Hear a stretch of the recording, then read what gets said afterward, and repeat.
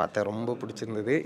பொதுவாவே வந்து தளபதி விஜய் சாங் வந்து இன்ஸ்டன்ட் ஹிட்டா இருக்கும். பட் தளபதி விஜய் கச்சேரிய கம்பேர் பண்ணும்போது, இந்த பாட்டு ரொம்ப ரொம்ப சூப்பராவே இருந்தது. நெறைய ரெஃபரன்ஸஸ் அதாவது தளபதி விஜய்க்கு வந்து உரிய ரெஃபரன்ஸஸ்லாம் இருக்கும்ல. அது மாரி வந்துட்டு அந்த தெறி படத்தில பண்ணுவார்ல, அந்த ஜீப்ப இது பண்ற அந்த சீனா இருக்கட்டும். அப்புறம் வந்துட்டு அந்த கையில வந்துட்டு ஒரு சிம்பல் மாரி ஒண்ணு இது பண்ணுவாரு. அதுவும் முன்னாடி படத்தோட ஒரு ரெஃபரன்ஸா இருக்கட்டும். இது மாரி முன்னாடி படத்தில என்னென்ன பண்ணியிருக்காங்களோ, அதோட ரெஃபரன்ஸஸ்லாம் இதில வச்சிருக்காரு. கிட்டத்தட்ட இது வந்து ஒரு ஃபேர்வெல் சாங். இது வந்து ஜனநாயகனுக்குள்ள ஒரு சாங் மாரி இல்லாம, ஒரு தளபதி விஜய்க்காக ஒரு ஃபேர்வெல்லான ஒரு பாட்டு. அப்படின்ற மாரி தான் இருந்தது. இது எந்த அளவுக்கு படத்துக்கு சூட் ஆகும் அப்படின்னு தெரியல எனக்கு. பட் ஒரு ஃபேர்வெல் சாங் விஜய்க்கு அப்படின்ற மாரி ரொம்ப பிடிச்சிருந்தது. பட் இத பார்த்ததுக்கப்புறம் எனக்கே டவுட்டா இருக்கு. இது வந்து அது பேர் என்ன? பகவந்த் கேசரி.